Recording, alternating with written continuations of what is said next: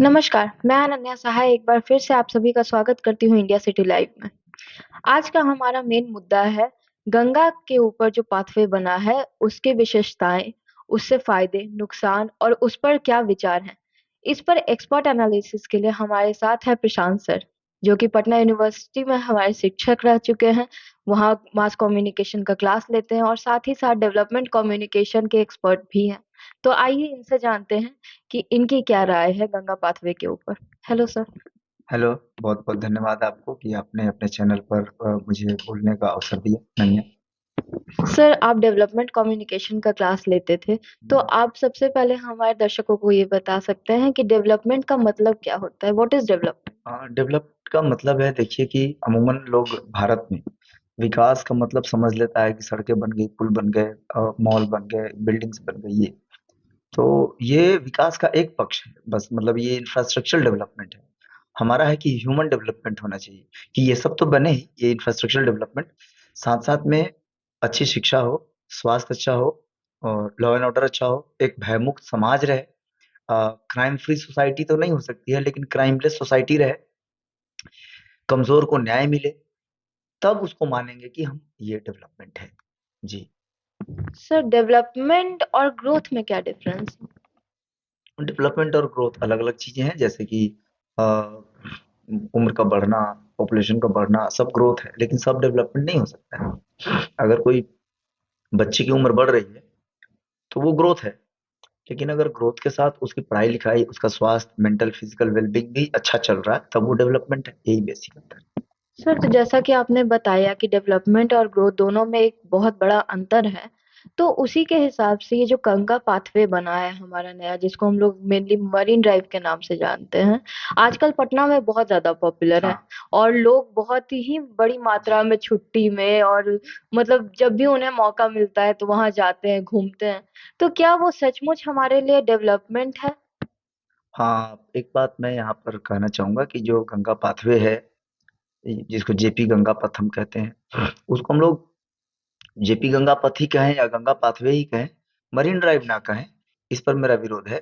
क्योंकि marine drive, marine मतलब समुद्र, तो जहां समुद्र किनारे सड़क बनेगी, चल आवागमन की सुविधा रहेगी, उसको परिचालन की वाहनों का परिचालन होगा समुद्र किनारे, उसको हम मरीन ड्राइव कह सकते हैं, कहेंगे। यहाँ नहीं कहेंगे, ये गलत सेट हो गया, पता नहीं पहले मीडिया में आ गया, फिर हमने कहीं बोर्ड भी लगा हुआ देख लिया मरीन ड्राइव, हर कोई कहने लगा मरीन ड्राइव। तो ये एक गलत है मेरे हिसाब से। आपके चैनल के माध्यम से मैं लोगों को कहना चाहूंगा कि सही शब्द का प्रयोग करें। बिहार के लोग बुद्धिमान होते हैं, विद्वान होते हैं, और विद्वान लोगों की जमीन पर गलत शब्द नहीं चलना चाहिए।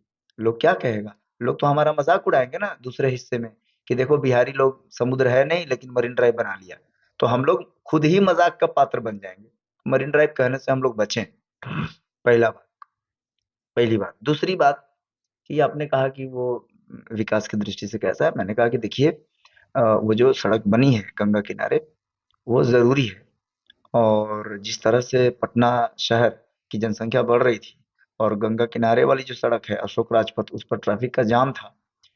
उत्तर बिहार से पीएमसीएच पहुंचने वाले मरीजों को घंटों समय लग जाता था एम्बुलेंस से।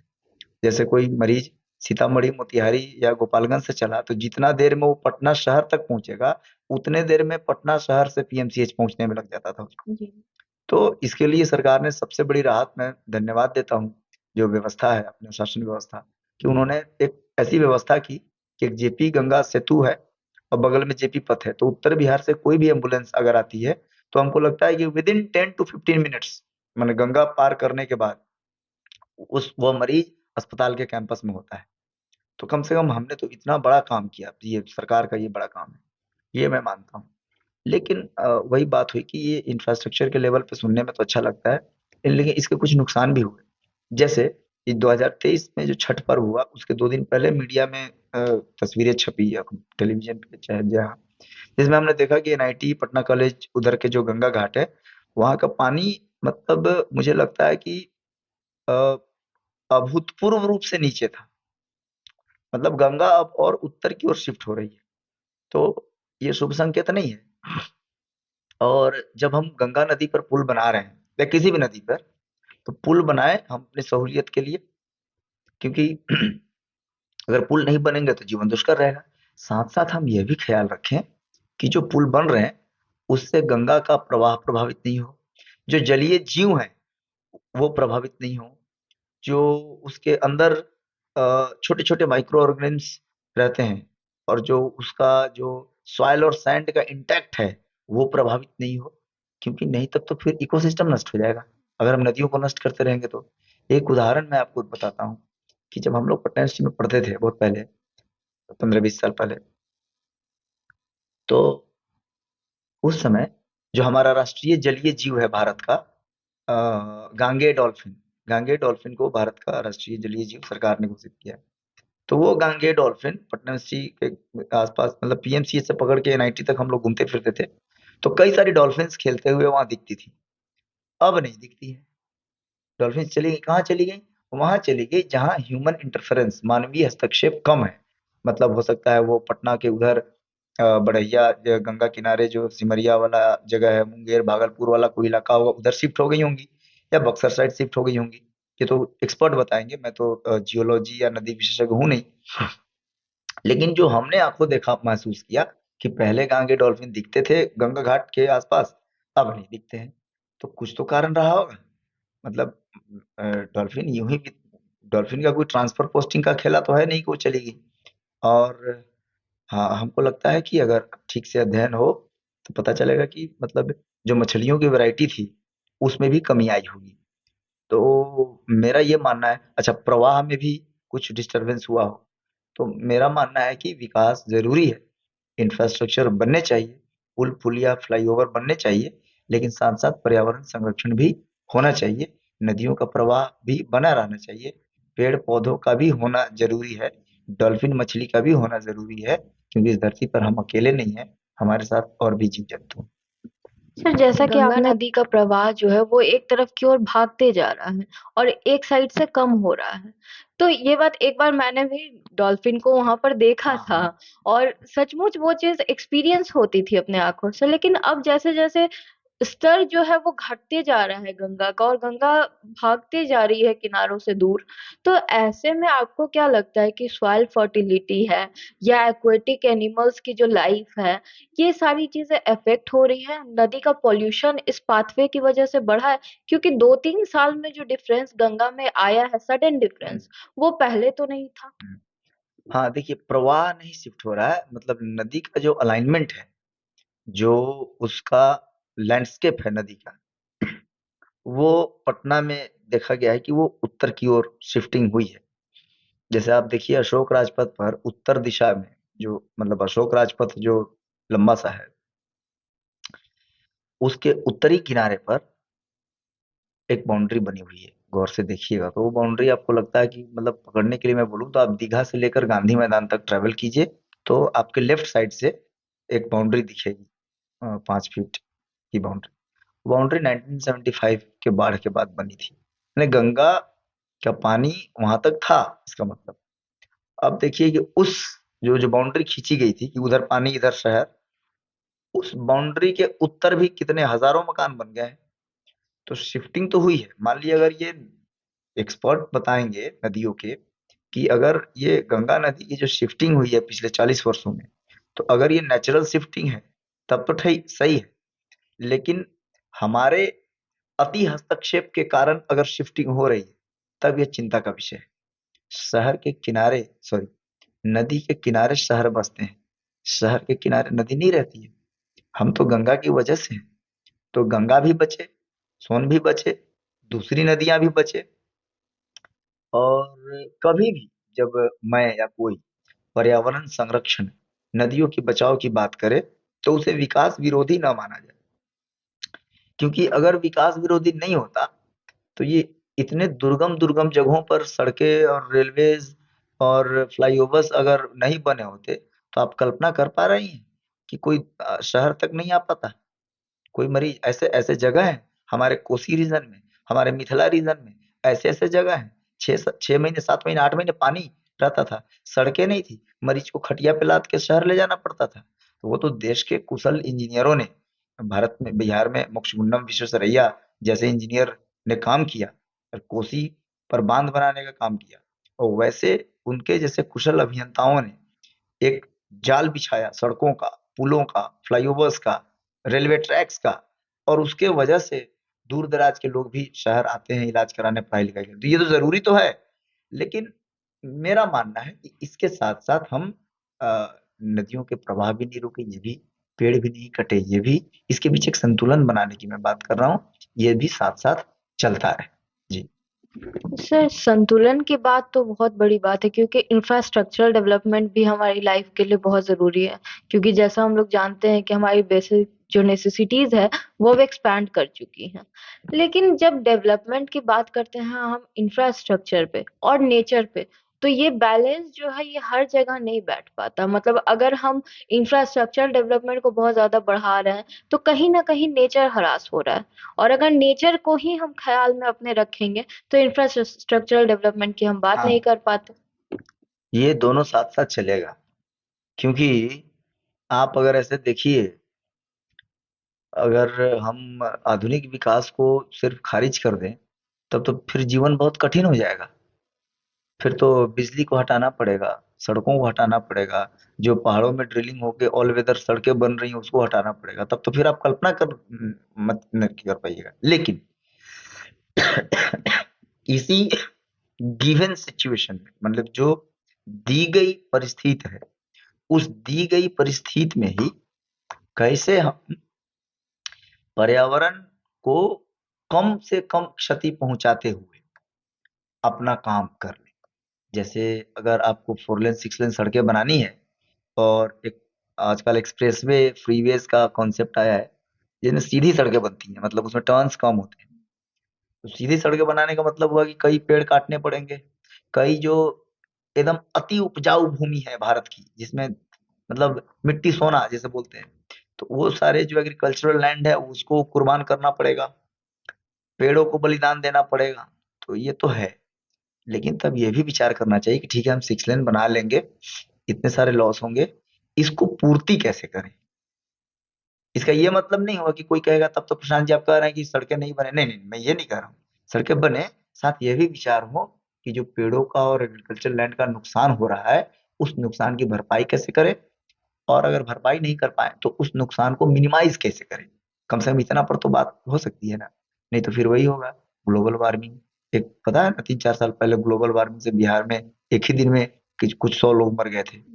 तो वो तो कहीं नहीं जाएगा। आप देखिए, एक जमाना था जब हम लोग कहते थे कि सब जगह पानी का दिक्कत हो जाता है, लेकिन बिहार के लोगों को पानी की, लेकिन आप देखिए कि मार्च के बाद से ही हमारे यहाँ खबरें छपने लगती हैं कि मोटर पंप से भी पानी नहीं आ पा रहा है। नहीं हाँ। तो ये तो थ्रेट है ना, कम से कम इस कड़वे सच को तो हमको स्वीकार करना चाहिए ना, कि वाटर पर्कुलेशन कम हो रहा है, जमीन में पानी, वर्षा का पानी जा नहीं पा रहा है। क्यों?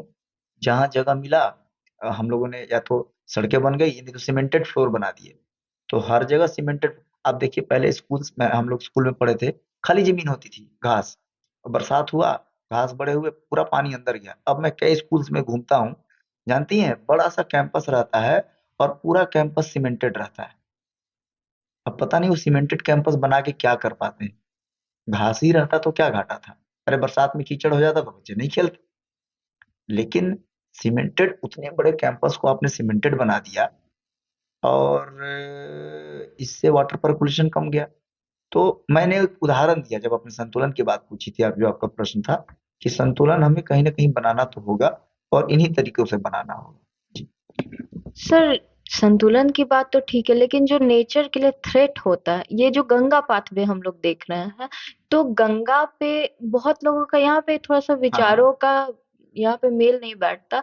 कि कुछ लोगों का कहना है कि गंगा पाथवे जो बना है, वो टूरिज्म को हमारे बिहार के बढ़ा रहा है। लोग आ जा रहे हैं, कुछ दिन में वहां पे टोल भी बन जाएगा, हाँ। चार्जेस लगेंगे।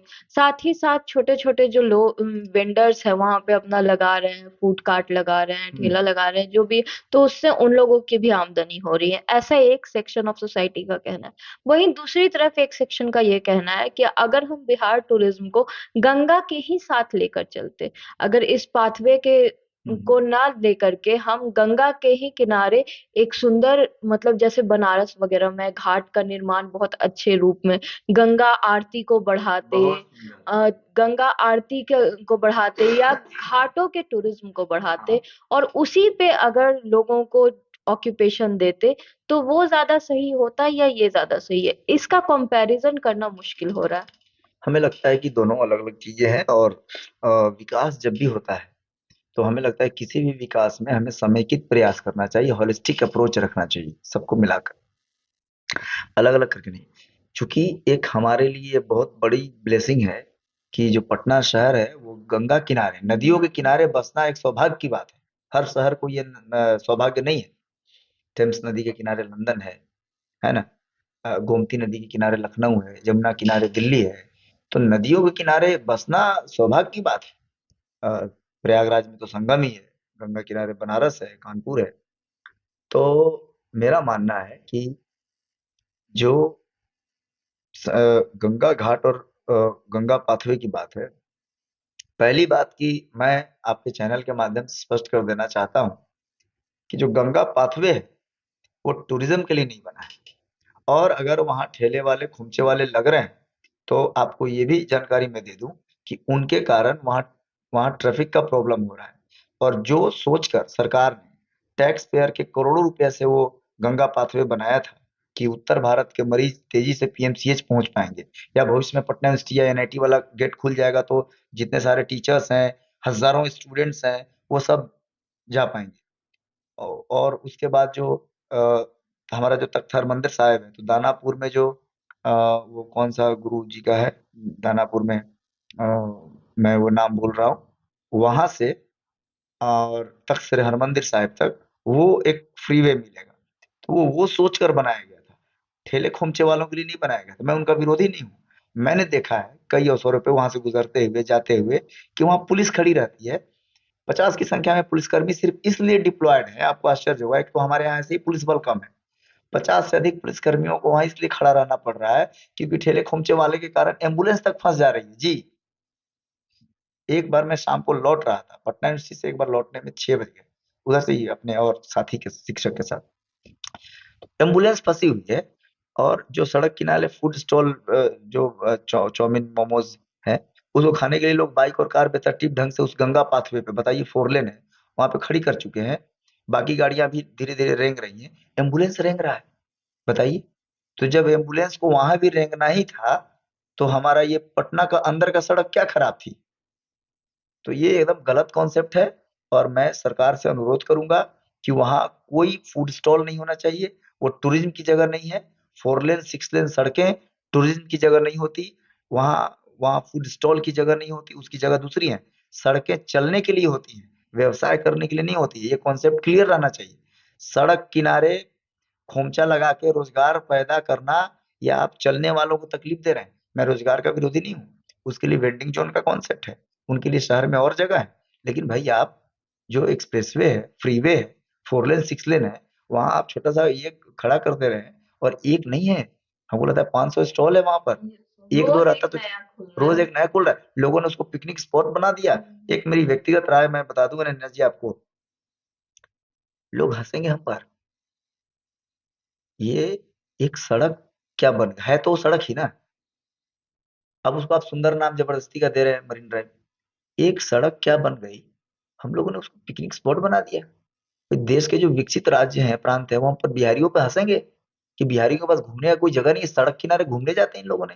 इन लोगों ने सड़क को पिकनिक स्पॉट बना रखा है। आप देखिए जो दूसरे प्रांत है, दक्षिण भारत के और पश्चिम भारत के, जो कि वहां घूमने के लिए लोग कहाँ जाते हैं? पार्क में, उद्यानों में, अम्यूजमेंट वाले जो दूसरे स्थल है उस पे, हेरिटेज बिल्डिंग्स हैं वहां, नदी किनारे, नदी घाट, समुद्र किनारे, समुद्र घाट, उधर जाते हैं घूमने के लिए, मनोरंजन के लिए। आप एक सड़क किनारे पिकनिक स्पॉट बना रहे हैं, ये उपहास का पात्र है। मैसेज क्या जाएगा कि बिहारियों के पास कोई घूमने का जगह नहीं तो सड़क को पिकनिक स्पॉट बना दिया। हम खुद से अपनी फजीहत करा रहे हैं। नदी किनारे सड़क बना तो उसको हम लोगों ने मरीन ड्राइव कहना शुरू कर दिया। ये तो मजाक पर उड़ाना हुआ ना। अब मान लीजिए कोई बाहरी व्यक्ति आया, दक्षिण भारत, पश्चिम भारत का, या उधर उत्तर भारत का, और इधर सुन ले कि मरीन ड्राइव बोलते हैं, अपने यहाँ जाकर क्या बोलेगा? अरे बिहारी लोग तो गंगा किनारे एक सड़क बना दी सरकार, उसको वो लोग मरीन ड्राइव बोलते हैं, और शाम को घूमने आते हैं। वो घूमने की जगह नहीं है, पहली बात। हाँ, दूसरा जो आपका पक्ष था वो बहुत अच्छा था, कि अगर हम पटना के गंगा घाटों को और अधिक विकसित करें, सबसे पहले सुरक्षित कीजिए, पहला शर्त है। यहाँ सौंदर्यीकरण पर ज्यादा ध्यान दिया जाता है, सुरक्षा पे कम। अगर गंगा घाट है, आरती वहां 9 बजे समाप्त हो रही है, तो 10 बजे तक लड़की अकेली खुद को सेफ महसूस करना चाहिए गंगा घाट पे, तब उसको सुरक्षित माना जाएगा। तो सौंदर्यीकरण पे बाद में ध्यान दीजिए, पहले उसको सुरक्षित बनाइए, सौंदर्यीकरण कीजिए, और वहाँ अप्रोच बनाइए कि लोग आसानी से वहां पहुंच सके। बहुत सारे घाट, जैसे बनारस का आपने उदाहरण दिया, तो गंगा, पटना के गंगा घाटों को भी उस तरह से सुंदर बना के उसको टूरिस्ट स्पॉट के रूप में किया जा सकता है। तीसरी बात जो आपने अच्छी कही, कि हम लोग आरती को और भव्य कर सकते हैं।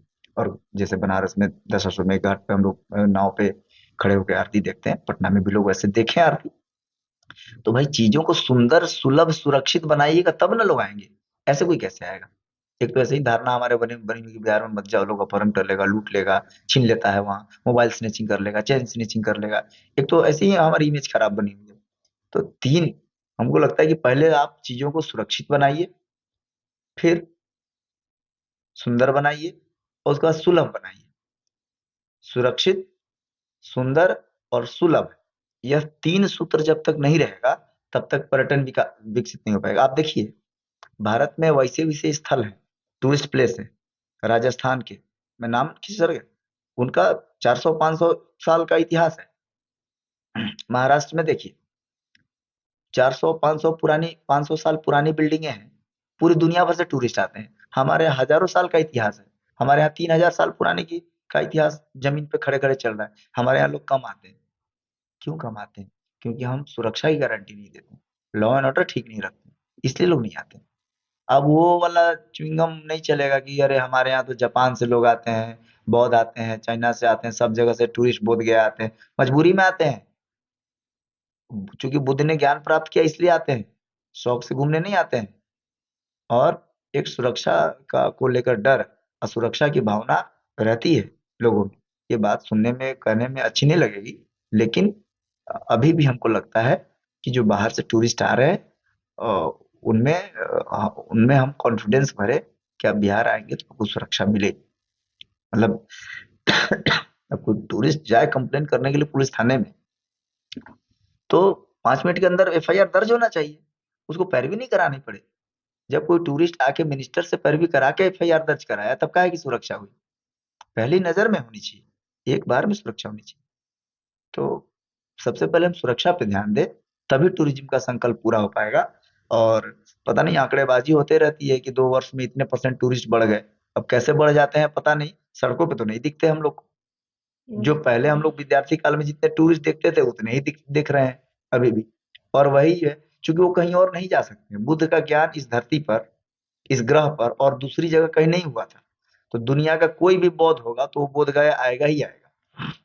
आप बात समझ रही मैं क्या कहना चाह रहा हूँ? ये उनकी मजबूरी है, मजबूरी नहीं। जी, जैसे आप शौक से घूमने जाती है ना कहीं, कोई शौक से बिहार नहीं आता, मैं बता दे रहा हूँ। हाँ, कोई रिसर्चर आ जाएगा शोध करने के लिए मौर्य काल पे, वो अलग बात है।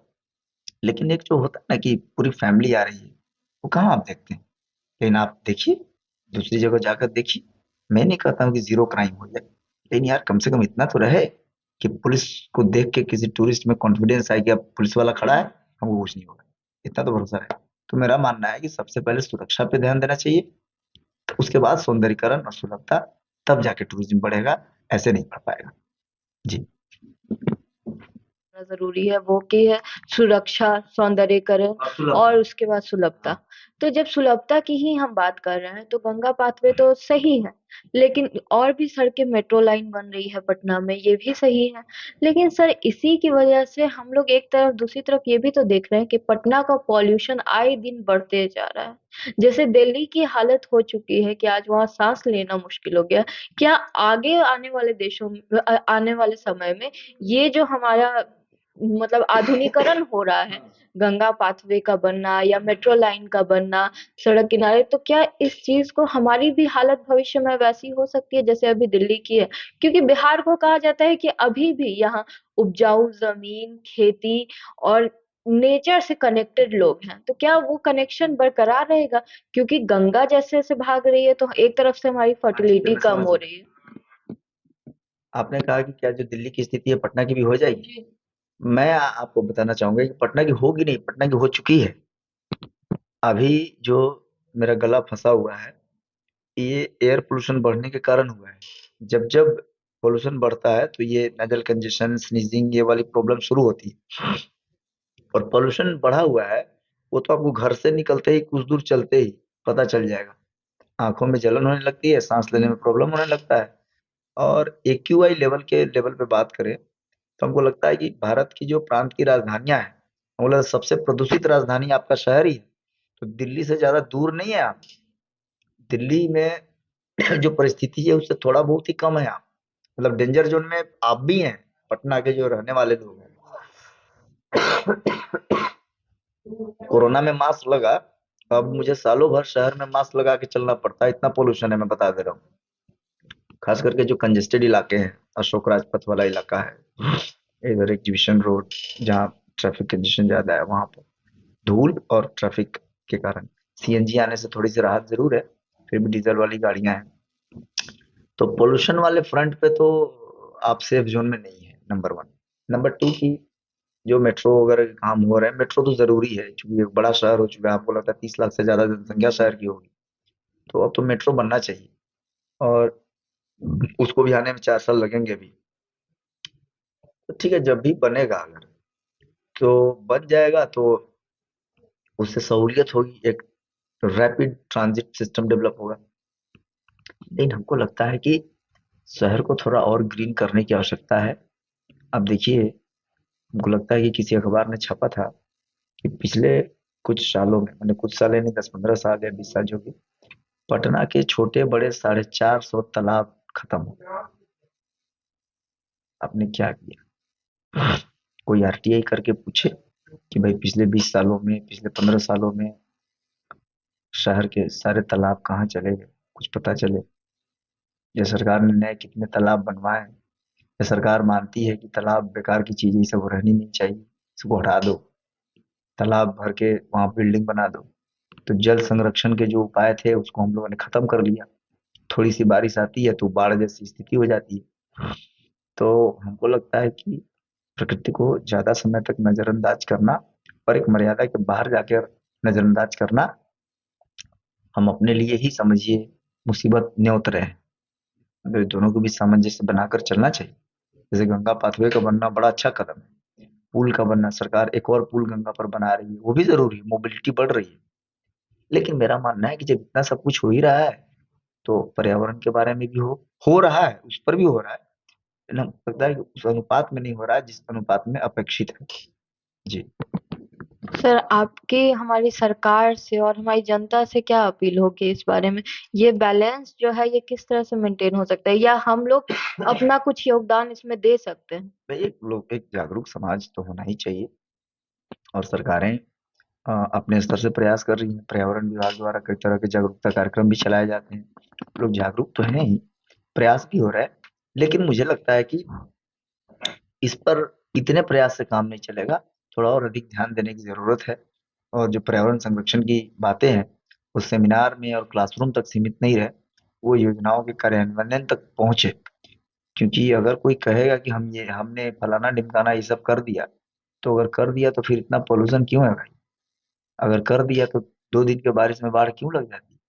अगर कर दिया तो 450 तालाब कहाँ चले गए? ये भी तो जवाब है। अगर कर दिया तो डॉल्फिन की संख्या क्यों कम हो गई? मतलब ये तो मुंह चिढ़ा रहे हैं ना, जो तथ्य है। तो अगर आप कोई चीज दावे कर रहे हैं कि भाई आपने ये किया वो किया, तो उसका रिजल्ट भी तो दिखना चाहिए। तो प्रमाण आए तब तो मान कोई। तो मुझे लगता है कि जो प्रयास हो रहे हैं वो हो, लेकिन थोड़े से और उसमें जोर लगाने की आवश्यकता है। जी।